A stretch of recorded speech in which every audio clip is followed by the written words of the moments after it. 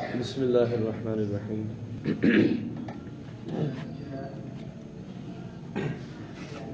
نماز کے موضوع پر آج ہماری یہ تیسری قسط ہے۔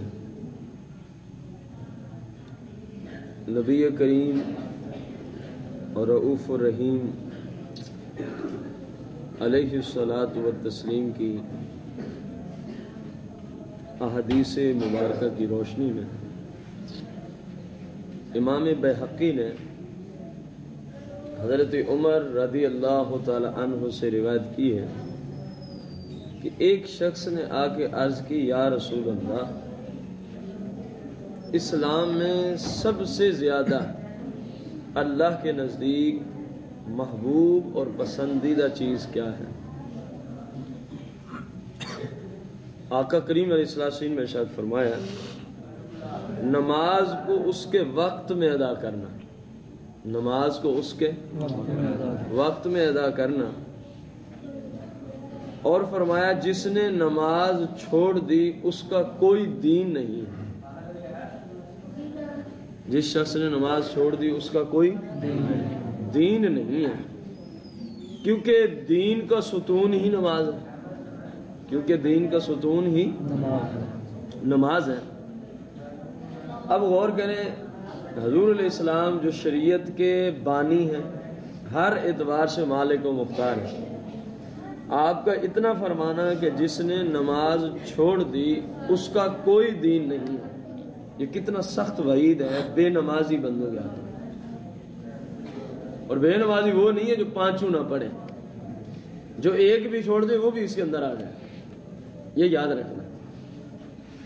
نماز بالغ ہو اور بندہ مسلمان ہو اور ہوش میں ہو، اس پہ معاف نہیں ہے، اس پر معاف، بالغ بھی ہو، مسلمان بھی ہو، ہوش و حواس بھی ہو، نماز معاف نہیں ہے۔ ادائیگی کے اعتبار سے اس کو ادا کرنا لازم ہے، خواہ کسی بھی اعتبار سے، کھڑے ہو کے نہیں، بیٹھ کے نہیں، لیٹ کے نہیں، اشارے سے معاف نہیں ہے۔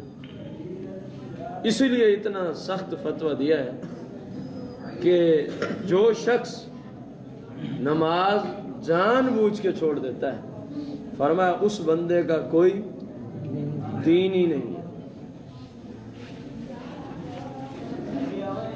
اس شخص کا کوئی دین نہیں۔ اب غور کریں کہ کتنا اہم ترین ارشاد ہے اور مسلمان کس قدر غفلت کا شکار ہے، مسلمان کس قدر غفلت کا شکار ہو چکے ہیں کہ اللہ تبارک و تعالیٰ کے محبوب فرمائیں کہ جو نماز قضا کرے اس کا کوئی دین ہی نہیں ہے، اور یہ نماز پڑھے ہی نہ۔ اس وقت موجودہ حالت آپ کے سامنے، کسی طرف جانے کی ضرورت نہیں ہے، ہم اپنی کلاس سے ہی شروع کر لیتے ہیں۔ آپ بیٹھے ہیں اتنے سارے، ماشاءاللہ، آپ باہر لوگ کہتے ہیں کہ یہ دین سیکھ رہے ہیں، شریعت پڑھنے جاتے ہیں روزانہ، آپ کو پتہ ہے کہ آپ میں سے کتنے ہیں جو پانچوں نمازیں ادا کرتے ہیں؟ مجھے ہاتھ کھڑے کروانے کی ضرورت نہیں ہے، عقل آپ بھی رکھتے ہیں، اللہ تعالیٰ نے شعور بھی آپ کو دیا ہے۔ آپ ذرا غور کریں کہ جس نے نماز چھوڑ دی، کیا فتویٰ دیا ہے حضور علیہ السلام نے؟ اس کا کوئی دین نہیں، جس کا کوئی دین نہ ہو وہ بھی کوئی انسان ہے۔ اب خود سوچنے کتنا سخت فتویٰ ہے بے نمازی شخص کے بارے میں، یا اس بندے کے حق میں جو نماز قضا کر دیتا ہے۔ رسول کائنات فخر موجودات علیہ الصلاۃ والتسلیم سے امام ابو داؤد نے روایت کیا کہ رسول اللہ صلی اللہ علیہ وسلم نے فرمایا، جب تمہارے بچے 7 سال کے ہوں تو انہیں نماز کا حکم دو۔ جب تمہارے بچے کتنے برس کے ہو جائیں، انہیں نماز کا کہو، ان کو نماز سکھانا شروع کر دو، ان کو نماز سکھانا، ان کو نماز کی طرف لے آنا شروع کرو۔ کتنا شفیق آقا ہے، فرمایا 7 سال کے ہو جائیں تو ان کو نماز کی طرف لے آؤ، ان کو نماز سکھاؤ، نماز پڑھنے کے طریقے بتاؤ، نماز پڑھواؤ ان سے۔ ہاں، جب ان کی عمر 10 سال کی ہو جائے اور 3 سالوں کے عرصے میں وہ نماز کا پابند بن نہ سکا ہو کسی وجہ سے، تو فرمایا اب اس کو مار کے نماز پڑھو۔ کس سال کی عمر میں مارنا؟ 10 سال کی عمر۔ 7 سال سے فرمایا حکم دو اپنی اولاد کو، اپنی اولاد سے مراد عام ہے بیٹیاں ہوں یا بیٹے ہوں، اور فرمایا جب 10 برس کے ہو جائیں، ابھی بھی وہ 3 سال ہو گئے تو میں ان کو سمجھاتے ابھی بھی وہ نمازی نہیں بنے تو اب ان کو ڈنڈے سے مارو، تھپڑ رسید کرو، جس طرح سختی ہو سکتی، نمازی بناؤ۔ اب ہمارے ہاں ہوتا کیا ہے، آپ نے یہ جو عمر کا تعین فرمایا ہے اس میں حکمت ہے، اس میں کیا ہے؟ علماء فرماتے ہیں کہ چھوٹا بچہ جو ہے نا یہ کچی مٹی کے مانند ہوتا ہے۔ بچے کی یہ عمر، جس عمر کے لیے آپ نے فرمایا، کس مٹی کے مانند؟ وہ جو کمبھار وغیرہ کام نہیں کرتے، مٹی سے برتن بناتے ہیں، پہلے گارے کی صورت میں ہوتی ہے، تو علماء نے فرمایا ان کی عمر یہ وہی ہے۔ اب جب وہ نرم ہے، مٹی کچی ہے، تو جیسی بھی وہ شکل و صورت اس کو دینا چاہے آسانی سے دے سکتا ہے کہ نہیں دے سکتا؟ اور فرمایا جب وہ پک گئی وہی مٹی جس کو ابھی آسانی سے وہ جس طرح مرضی گھما پھرا کے اس کو ڈیزائننگ کر رہا ہے، اب اس کو اس نے بھٹی میں ڈال دیا، پکتے پکتے جب وہ پک گئی تو فرمایا اب اگر وہ اس کے اندر کوئی رد و بدل کرنا چاہے تو کیا ہوگا؟ ٹوٹ جائے گا، ظاہر ہے وہ پختہ ہو چکا ہے۔ تو یہی معاملہ ہے، 7 سال کی عمر میں بچہ اس مٹی کی مانند ہوتا ہے۔ حکمت یہ ہے آپ اپنی اولاد کو جب اس وقت سے ہی دین کی طرف رغبت دیں گے، کیونکہ اس کی عمر وہ ہے، جو چیز، جو رنگ، جو بھی آپ اس کے اندر بھر دیں گے وہ ہمیشہ اس کے اندر بھرا رہے گا۔ ظاہر ہے 7 سے 10 سال 3 سال تک فرمایا تو اس کو سمجھاتا رہے 100 میں سے اکثر تو سمجھ ہی جائیں گے۔ فرمایا پھر بھی کوئی مسئلہ ہے تو 10 سال کا جب ہو جائے اب مار کے نماز پڑھا، اب اس کو ہمارے ہاں کیا معاملہ ہے، جب بچے ہو جاتے ہیں 25 سال کے 30 سال کے، والدین کو جب مارنے والے ان کو گالیاں دینے والے ہو گئے، اب آ گئے اور انہوں نے کہا جی نقش دے دو، بیٹا نافرمانی کرتا، کوئی نقش دے دو نماز نہیں پڑھتا۔ اللہ تم پر رحم و کرم فرمایا، ذرا تم نے سوچا ہے کہ تم نے اس کی کیسی تربیت کی ہے جب تربیت کرنی تھی؟ اگر ابتدا سے تم نے اس کے اندر دین کا نالج اور دین ہی اس کو سکھائے ہوتا، شریعت کے مسائل اس کو سکھائے ہوتے ہیں، نماز کی طرف اس کو جس طرح رسول اللہ نے ارشادات عطا فرمائے کیا ہوتا، تو آج وہ تیرے ہاتھ کو چومنے والا ہوتا یا تجھے گالیاں دینے والا ہوتا؟ اب وہ پکی عمر کو چلا گیا، اب وہ کہاں چلا گیا؟ پکی عمر کو چلا گیا، اس کا مڑنا بہت مشکل ہو جائے گا۔ ہمارے یہاں کس طرح کی پرورش ہوگی؟ ابھی بچہ دودھ میں ہے، ابھی بچہ پیدا ہوئی ہوا ہے، ابھی دودھ پیتا ہے، تو اس کو ڈوز کیا ملے گی؟ فلموں کی، ڈراموں کی، گانے، اور آپ کہیں گے کہ بچہ تو نہیں دیکھ سکتا ان چیزوں، بھائی صاحب وہ دیکھ نہیں سکتا، لیکن جہاں ماں بیٹھی ہے، جہاں بچے کو رکھا ہوا ہے، اس کمرے میں اس لعنت کی آواز تو آ رہی ہے کہ نہیں آ رہی؟ اس کے کانوں کے ذریعے یہ زہر اس کے دل کی دھرتی تک پہنچ رہا ہے کہ نہیں پہنچ رہا؟ جس طرح رسول اللہ صلی اللہ علیہ وسلم کی حدیث ہے، الغناء ينبت النفاق فی القلب، اور گانے باجے، یہ گند، یہ فحاشی، یہ عریانی، یہ تمہارے دل کی دھرتی کو تباہ و برباد کر دیتے ہیں ان کی آوازوں کے ذریعے سے۔ ہمارے یہ ڈوز دی جاتی، ظاہر ہے جو کچھ ہم نے ان کو دیا ہے کچی عمر میں، جس کے اندر جو دینا تھا وہ پک جانا تھا، تو کل کو انہوں نے وہی کرنا، جو کچھ ان کو آج ہم تربیت دے رہے ہیں بڑے ہو کے انہوں نے وہی کرنا۔ جن لوگوں کی تعلیمات ہم ان کے کانوں کے ذریعے ان کی زمین کی، ان کے دل کی دھرتی تک پہنچا رہے ہیں، وہ لوگ کیونکہ والدین کے نافرمان، وہ لوگ شرابی، کبابی، بے نمازی ہیں، شریعت کے دشمن ہیں، اور جب انہوں نے بڑا ہونا ہے، کیونکہ یہ ساری تعلیمات جو ان کے اندر راسخ ہو چکی ہیں، یہ سارے کام وہی کریں گے، بس نام کے مسلمان رہیں، بس نام کے۔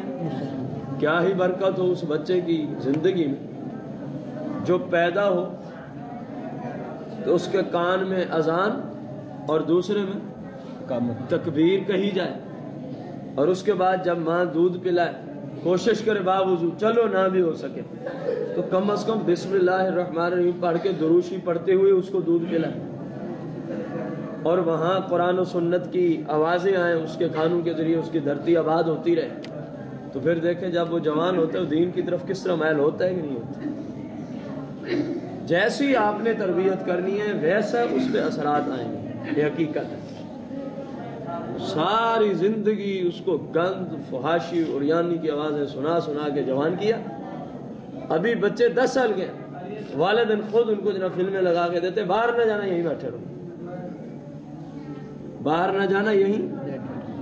عمر کتنی ہے؟ وہی عمر ہے جس عمر میں رسول اللہ نے فرمایا ان کو دین کی طرف لے آؤ، اسی عمر میں انہوں نے موڑنا تھا، اور والدین ان کو کس طرح موڑ رہے؟ فحاشی اور یعنی کی طرف، بدماشی کی طرف، وہ کام جن پہ دین و دنیا میں اور آخرت میں اور قبر میں اللہ رسول کی لعنت ہے، ان کاموں کی طرف ان کو کہہ رہے ہیں کہ آپ یہیں بیٹھے رہے، بس اندر گانے واجے سنتے رہیں، فلمیں دیکھتے رہیں، ڈرامے دیکھتے رہیں، یہ ٹیلی ویژن آپ کے لیے چالو کر دیا۔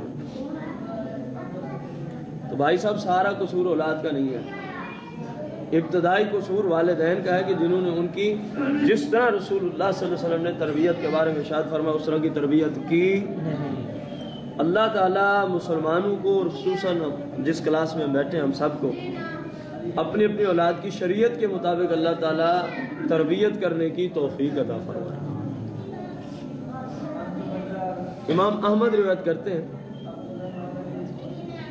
حضرت ابو ذر رضی اللہ تعالیٰ عنہ فرماتے ہیں نبی کریم صلی اللہ علیہ وسلم جھاڑو میں باہر تشریف لے گئے، پت جھاڑ کا زمانہ تھا، یعنی یہ وہ زمانہ ہے جس میں درختوں سے پتے جو ہے وہ گر رہے ہوتے ہیں، درختوں سے پتے گر رہے ہوتے ہیں۔ رسول کائنات علیہ السلام نے 2 ٹہنیوں کو پکڑا، 2 اور پھر ان کو ہلانا شروع فرمایا، درخت کی ان شاخوں کو پھر ہلانا، اس کے سارے پتے گر گئے، اس کے سارے پتے میرے آقا کریم نے فرمایا اے ابو ذر، ابو ذر کہتے ہیں میں نے عرض کی لبیک یا رسول اللہ، لبیک یا رسول اللہ۔ یا رسول اللہ کی اصطلاح آج کی نہیں ہے، الحمدللہ صحابہ بھی یہی یا رسول اللہ کے نعرے لگاتے تھے، صحابہ بھی یہی یا رسول اللہ کے نعرے لگاتے تھے۔ میں نے عرض کی لبیک یا رسول اللہ، لبیک یا رسول اللہ۔ فرمایا مسلمان بندہ اللہ کے لیے جب نماز پڑھتا ہے، یعنی اخلاص ہو، ریاکاری نہ ہو، اللہ کے لیے نماز مطلب یہ ہے، تو اس بندے سے نماز کی برکت سے اسی طرح گناہ جھڑتے ہیں جس طرح میں نے ابھی درخت کی شاخ اور ٹہنی کو پکڑا اور اس کو ہلایا، اس کے پتے جھڑ گئے، گر گئے۔ جب مسلمان اللہ کی رضا کے لیے نماز پڑھتا ہے اس کے جسم سے نماز کی برکت سے اسی طرح گناہ جھڑ جاتے ہیں، اسی طرح گناہ جھڑ جاتے ہیں۔ اور یہ تو میں نے آپ کو پہلے عرض کیا ہے کہ اس طرح کے معاملات سے کون سے گناہ جڑتے ہیں، یہ آپ سب کو بتائیے۔ صحیح مسلم شریف میں حضرت ابو ہریرہ رضی اللہ تعالیٰ عنہ سے روایت ہے، حضور علیہ السلام نے فرمایا جو شخص اپنے گھر میں طہارت یعنی وضو وغیرہ کر کے چلا فرض نماز ادا کرنے کے لیے مسجد شریف کی طرف، مسجد شریف کی طرف، تو اپنے گھر سے مسجد شریف تک وہ بندہ، میرے آقا کریم علیہ السلام نے فرمایا جتنے قدم اٹھا کے آئے گا، جتنے قدم اٹھا کے آئے گا، ہر ایک قدم پر اللہ تعالیٰ اس کا ایک گناہ ختم فرما دے گا، اور ہر ایک قدم پر اللہ تبارک و تعالیٰ اس بندے کا ایک درجہ جنت میں بلند فرما دے گا۔ اب غور کیا جائے اس حدیث پر، اس حدیث کی روشنی میں سمجھ میں آیا کہ بندہ زیادہ قدم کب اٹھائے گا مسجد کی طرف طہارت کی حالت میں، جب مسجد سے وضو کر کے مسجد میں داخل ہوگا یا جب گھر سے وضو کر کے مسجد میں داخل ہوگا؟ جب گھر سے وضو کر کے۔ ممانعت نہیں ہے مسجد میں وضو کرنے کی، لیکن اس حدیث پہ غور کرنا چاہیے، کیونکہ ہم نے تو ثواب ہی کمانا ہے، جہاں سے زیادہ ملے گا وہی کم شروع۔ تو اب حدیث میں آیا کہ جو جہاں سے وضو کر کے چلا وہیں سے اس کے قدم گننا شروع ہو جاتے ہیں، وہیں سے اس کے قدم گننا شروع ہو جاتے ہیں کہ اس نے 500 قدم اٹھائے ہیں اپنے گھر سے مسجد تک، اللہ پاک فرماتا ہے فرشتوں اس کے 500 گناہ معاف کر دو، اس کے 500 گناہ معاف، اور 500 جنت میں اس بندے کے درجات بلند۔ بعض روایت میں یوں بھی آیا اور 500 اس کے نام اعمال میں نیکیاں لکھ دو، اور 500 اس کے نام اعمال میں، وہ ایک قدم پہ 3 برکتیں، نمبر 1 ایک گناہ ختم، نمبر 2 ایک جنت میں درجہ بلند، نمبر 3 ایک نیکی اللہ کی طرف سے عطا کر دی جاتی ہے۔ تو کیا خیال ہے، زیادہ نیکیاں کمانی ہیں یا کم؟ ظاہر ہے پھر کہاں سے وضو کر کے آنا ہوگا، قدم جو زیادہ وہیں سے بنے، ظاہر ایک بندہ یہیں سے وضو کرتا ہے آنے میں شاید 50 قدم اس کے بنے، تو ایک بندہ عزیزیہ مسجد کے ساتھ اس کا گھر ہے جناب، وہاں سے وضو کر کے آتا ہے شاید اس کے کوئی 300-400 قدم بنے، تو ظاہر ہے زیادہ وہاں ایک نیکی کل کو بڑی کام آئے گی، وہاں ایک نیکی بھی ہمیں کوئی دے گا، کہیں گے بھئی آج ہر ایک کو اپنی پڑی ہوئی ہے۔ تو روزانہ 5 وقت جو بندہ نماز پڑھنے آتا ہے، غور کریں نا کتنا فائدہ ہے گھر سے وضو کر کے آنے میں، 5 وقت جو روزانہ بندہ آتا ہے اپنے گھر سے مسجد کی طرف، تو اگر وہ سارے وضو اپنے، یہ تو ایک حکمت ہم عرض کر رہے ہیں، دوسری اس کے اندر کیا حکمت ہوگی، ایک تو ثواب بڑھتا جائے، گھر والے دیکھیں گے دیکھو جی یہ نماز کے لیے وضو کر رہے ہیں، ممکن ہے کسی کو وضو کا طریقہ نہ آتا ہو ماؤں بہنوں میں، آپ کو دیکھ کر اس کو وضو کا طریقہ سمجھ میں آ جائے۔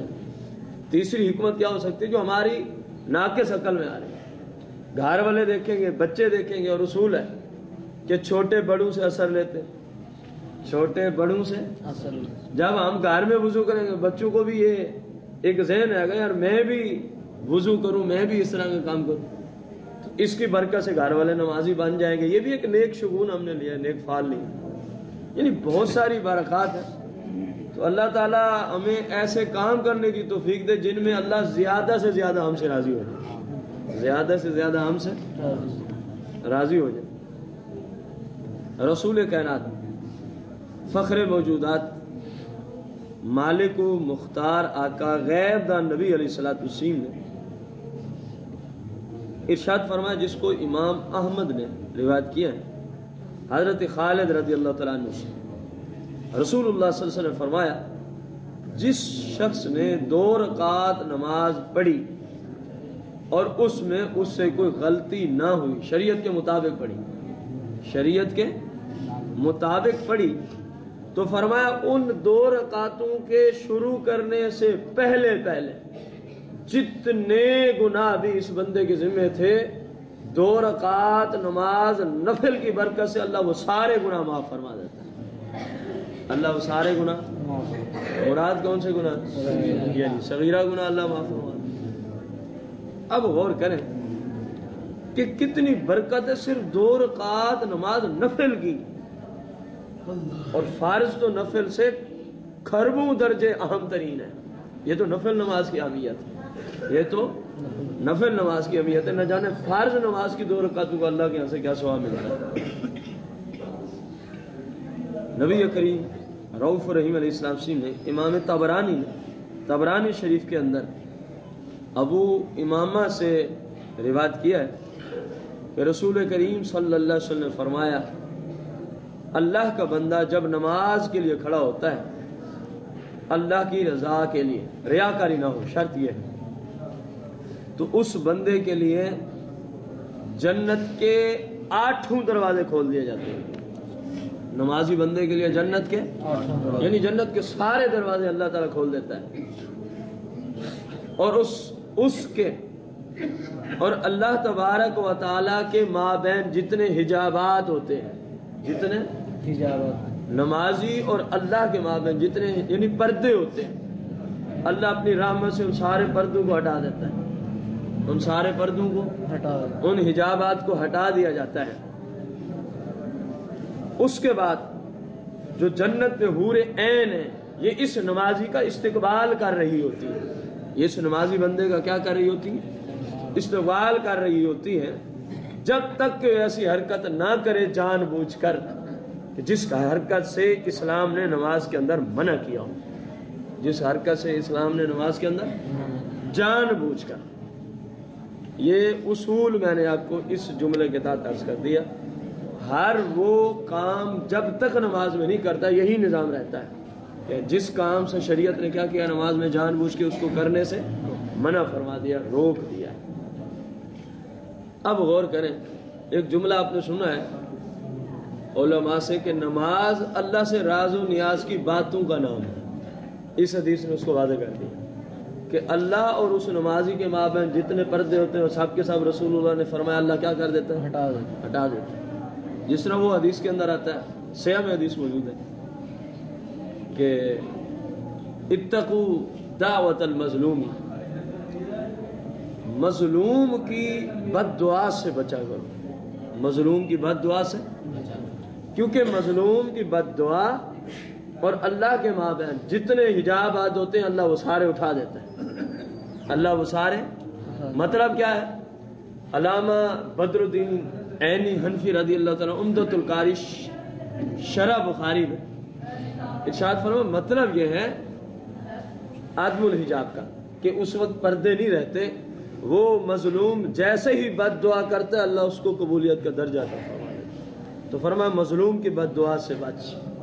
تو یہاں بھی وہی نظام آ گیا کہ نمازی اور اللہ کے مابین جتنے پردے حائل ہوتے ہیں اللہ سارے کے سارے اٹھا.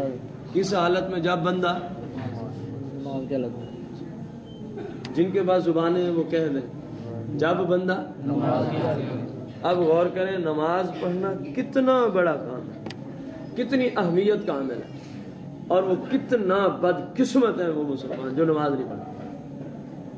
کس قدر بڑی بڑی نعمتوں سے اور بڑی بڑی دولتوں سے وہ روزانہ محروم جا رہے ہیں. گناہ اپنی جگہ کھڑا ہے، وہ پیچھے آپ سماعت فرمائے کہ ایسے بندے کے لیے جہنم کا فیصلہ ہو چکا ہے، اور قرآن نے یہ فیصلہ کیا ہے جو بندہ بے نماز ہے.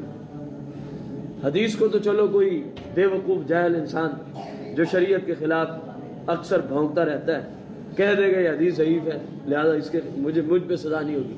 قرآن کو کیا کہے گا جو قرآن کہہ رہا ہے؟ قرآن نے کہا ہے نا، وہ سورہ المدثر میں 2-3 دن قبل آپ نے پڑھا، فی جنات یتساءلون عن المجرمین ما سلککم فی سقر. جنتی مسلمان دوست کی مسلمانوں سے پوچھے تم کیوں گئے ہو یہاں؟ تو کیا جواب؟ قالوا لم نک من المصلین. جہنمی مسلمان کہیں گے کیونکہ ہم دنیا میں نماز نہیں پڑھا کرتے، کیونکہ ہم دنیا میں. اب قرآن کو کون ضعیف کہہ سکتا ہے؟ وہی جو کافر ہوگا، وہی جو ظاہر قرآن کو ضعیف کہنے والا کافر.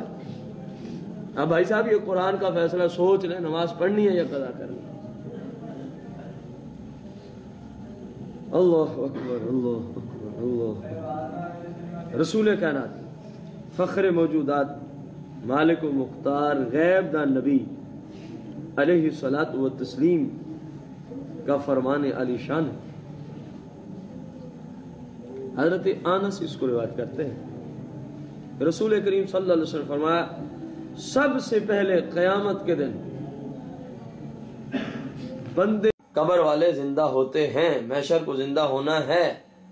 اس پر بھی اس سے مسئلہ اخذ ہو رہا ہے.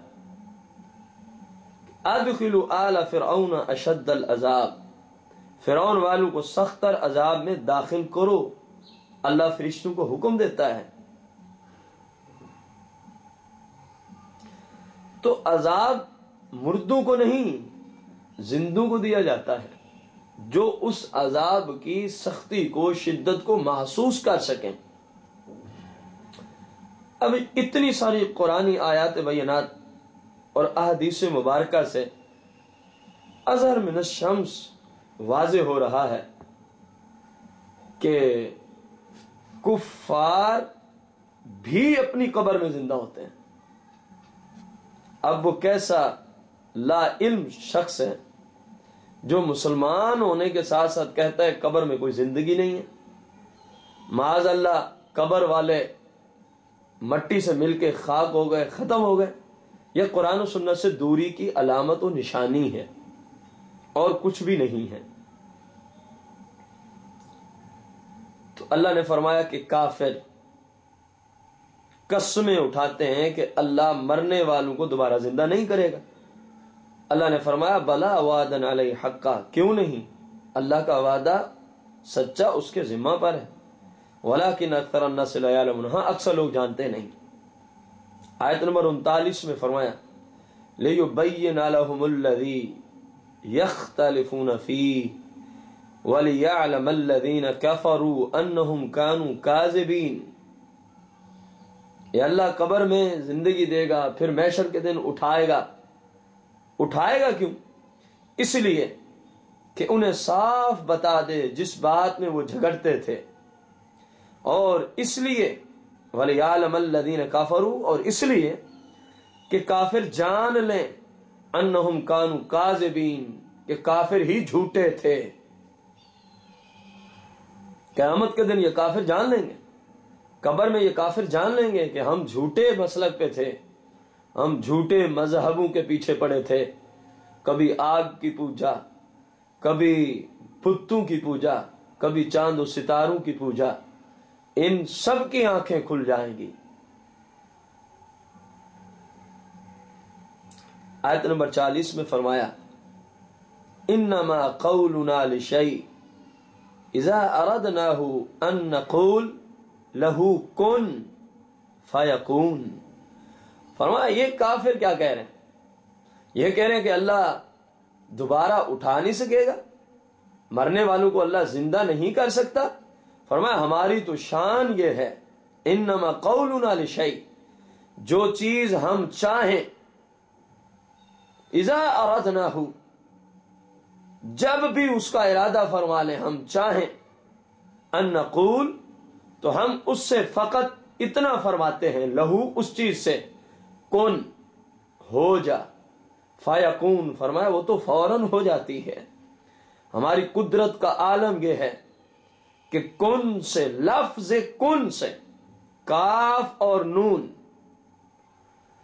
کن سے، یہ امر کا صیغہ، کانا یکونو سے، کن، ہو جا، ہم لفظ کن سے ہر چیز بنا دیتے ہیں۔ یہ کیسی بات ہے کہ ہم پیدا شدہ انسان جس کو ہم نے زندگی دی، پھر اس کی روح ہمارے فرشتے قبض کرتے ہیں، پھر ہم اس کو زندہ نہیں کر سکیں گے؟ یہ باطل خیال ہے۔ حق یہ ہے کہ اللہ اس کے زندہ کرنے پہ قادر ہے۔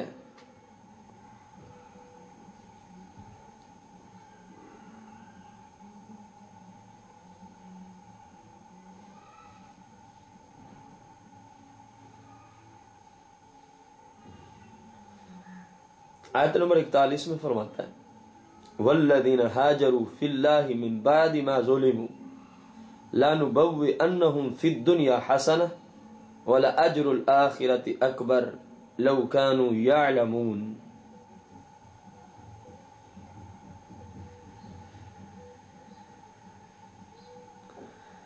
اور وہ جنہوں نے اللہ کی راہ میں ہجرت کی، اپنے گھر بار چھوڑ دیے مظلوم ہو کر، لَنُبَوِّئَنَّهُمْ فِي الدُّنْيَا حَسَنَةً، ضرور ہم انہیں دنیا میں اچھی جگہ دیں گے، وَلَأَجْرُ الْآخِرَةِ، اور بے شک آخرت کا ثواب اکبر، بہت بڑا ہے، لَوْ كَانُوا يَعْلَمُونَ، کسی طرح لوگ جانتے ہیں۔ اس آیت کریمہ میں ان صحابہ کرام علیہم رضوان کی شان اور ان کی فضیلت کا ذکر ہے جنہوں نے مکہ مکرمہ سے ہجرت کرتے ہوئے مدینہ طیبہ کو اپنا مسکن بنایا تھا، وہاں آ کر آباد ہو گئے تھے۔ اللہ کی رضا کی خاطر انہوں نے اپنے گھر بار چھوڑ دیے، اپنے رشتہ دار چھوڑ دیے، اللہ کی رضا کی خاطر اور مصطفیٰ کریم کی اطاعت و فرما برداری کی خاطر، آپ کی بات پر، آپ کے حکم پر، آپ کے ارشاد پر لبیک کہتے ہوئے انہوں نے اپنے کاروبار چھوڑ دیے، انہوں نے اپنی دکانیں، تجارت کے بڑے بڑے مراکز قائم تھے اس وقت، صحابہ کے مالک تھے صحابہ ان تجارت کی دکانوں کے، بڑے بڑے، کیونکہ اکثر صحابہ کرام تجارت کا معاملہ کیا کرتے تھے، زمینیں چھوڑ دیں، دکانیں چھوڑ دیں، باغات چھوڑ دیے، گھر بار چھوڑ دیے، عزیز و اقربا چھوڑ دیے، مصطفیٰ کریم کی اطاعت و فرما برداری میں لبیک کہتے ہوئے۔ ان کے لیے اللہ فرما رہے ہیں لَنُبَوِّئَنَّهُمْ فِي الدُّنْيَا حَسَنَةً، ہم ضرور انہیں دنیا میں اچھی جگہ عطا فرمائیں گے۔ اس اچھی جگہ سے مراد مدینہ منورہ ہے، جو نور سے بھرا ہوا شہر ہے۔ کیسی فضیلت ہے مدینہ منورہ کی کہ قرآن اس کو اچھی جگہ فرما رہا ہے۔ اور میرے آقا کریم نے فرمایا ہم نے مدینے کو حرم بنا دیا ہے، ہم نے مدینے کی مٹی کو شفا بنا دیا ہے۔ کیا بات ہے مدینہ منورہ کی، قرآن جس کو اچھا کہہ رہا ہے۔ اور اللہ فرماتا ہے یہ ہجرت کرنے والوں کے لیے مدینہ منورہ انتہائی اچھی جگہ ہے۔ وَلَأَجْرُ الْآخِرَةِ، اور جو ہجرت کی وجہ سے ان صحابہ کو ہم آخرت میں اجر اور ثواب دیں گے، اکبر، وہ تو اس سے کئی درجے بڑا ہوگا۔ قرآن صحابہ کی عزت کو بیان کرتا ہے، قرآن صحابہ کی شانیں بیان کرتا ہے، قرآن صحابہ کی عزت توقیر اور تعظیم بیان کرتا ہے۔ لَوْ كَانُوا يَعْلَمُونَ، اللہ فرما رہا ہے کاش کسی طرح لوگ جانتے۔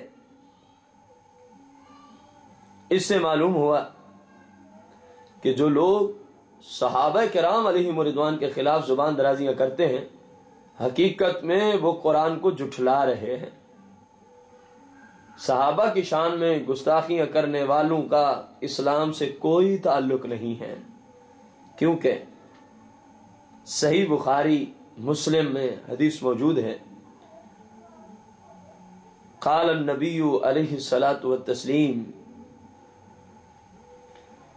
آیت الایمان حب الانصار و آیت النفاق بغض الانصار، او کما قال علیہ السلام، فرمایا میرے صحابہ سے محبت کرنا ایمان کی علامت و نشانی ہے، اور میرے صحابہ سے بغض و عناد رکھنا یہ منافقت کی علامت و نشانی ہے۔ ایک اور جگہ میرے آقا کریم علیہ السلام نے ارشاد فرمایا کہ جو شخص میرے صحابہ کو گالیاں دے اس پر اللہ اور اللہ کے سارے فرشتے اور سارے مسلمانوں کی لعنت ہے۔ قرآن بھی صحابہ کی عظمت و شان بیان کرتا ہے، احادیث مبارکہ بھی صحابہ کرام کی عظمت و شان بیان کرتی ہے۔ اللہ فرما رہے وہ صحابہ الذین صبروا وعلی ربہم یتوکلون، آیت نمبر 42 میں فرما دیا وہ جنہوں نے صبر کیا، وعلی ربہم یتوکلون، اور اپنے رب پر ہی بھروسہ کرتے ہیں۔ ظاہر انہوں نے اذیتوں پر اسلام کی خاطر صبر کیا، مشرکین مکہ نے جتنا ستایا انہوں نے صبر سے کام لیا اور اپنے رب پہ ہی توکل اور بھروسہ کرتے رہے۔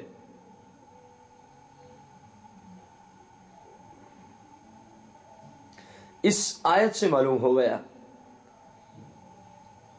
کہ سارے مہاجرین اولین صحابہ کرام ولایت کے انتہائی درجے پر تھے، کہ جس کی گواہی رب خود قرآن میں دے رہا ہے۔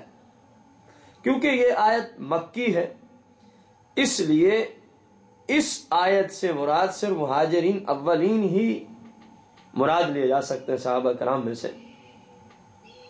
اس سے یہ بھی معلوم ہو گیا کہ اپنا گھر بار اللہ کی رضا کی خاطر چھوڑنے پر صبر کرنا یہ بڑی فضیلت ہے، کیونکہ رسول کائنات صلی اللہ علیہ وسلم نے بوقت ہجرت مکہ معظمہ کو حسرت کی نگاہ سے دیکھ کر فرمایا تھا کہ اگر میں تجھ سے یوں مجبور نہ کیا جاتا، مکے میں کافر مجھے یوں مجبور نہ کرتے، تو اے مکہ معظمہ میں کبھی بھی تجھ کو چھوڑ کے مدینے کی طرف نہ جاتا۔ یہ میرے آقا کریم کی اپنے شہر مکہ معظمہ سے محبت کی بہت بڑی دلیل و علامت ہے۔ میرے آقا کریم کا مکہ معظمہ محبوب ترین شہر تھا، لیکن اسلام کی خاطر اسلام کی سربلندی کی خاطر، خون ریزی سے بچنے کی خاطر آپ نے ہجرت کا سفر اختیار فرمایا کہ ابھی تک جہاد کا حکم نہیں آیا تھا، اس لیے اللہ کی طرف سے ہجرت کا حکم آیا، آپ علیہ السلام نے ہجرت کی۔ اس میں ہر وہ شخص شامل ہے جو اللہ کی رضا کی خاطر اپنے گھر بار کو چھوڑ کے کسی اور جگہ جاتا ہے۔ اس میں دین پڑھنے پڑھانے والوں کے لیے بڑی بشارت ہے کہ دین جو پڑھنے کے لیے گھر بار کو چھوڑ کے گیا، پڑھانے کے لیے گیا، بشرطے اللہ کی رضا مقصود ہو، اللہ کی معرفت مقصود ہو، کوئی اس میں ریاکاری نہ ہو، ورنہ دین پڑھنے پڑھانے کا کوئی فائدہ نہیں ہے اگر ریاکاری آ گئی تو وہ بھی تو اللہ کے راستے میں نکلا ہوا ہے، اللہ کے دین کی ترویج اور تبلیغ کے لیے۔ اور اسلام میں اللہ کے دین کی تبلیغ بہت بڑی نیکیوں میں شمار ہوتی ہے، انتہائی اہم ترین صدقہ جاریہ ہے۔ اللہ جل شانہ ہم سب کو قرآن و سنت کو صحیح معنوں میں سیکھ کر شریعت کے مطابق عقائد اور عمل، شریعت کے مطابق عقائد رکھنے کی توفیق اور شریعت کے مطابق عمل کرنے کی اللہ تعالی ہم سب کو سعادت عظمی عطا فرمائے، آمین بجاہ النبی الکریم رؤوف الرحیم علیہ الصلاۃ والتسلیم۔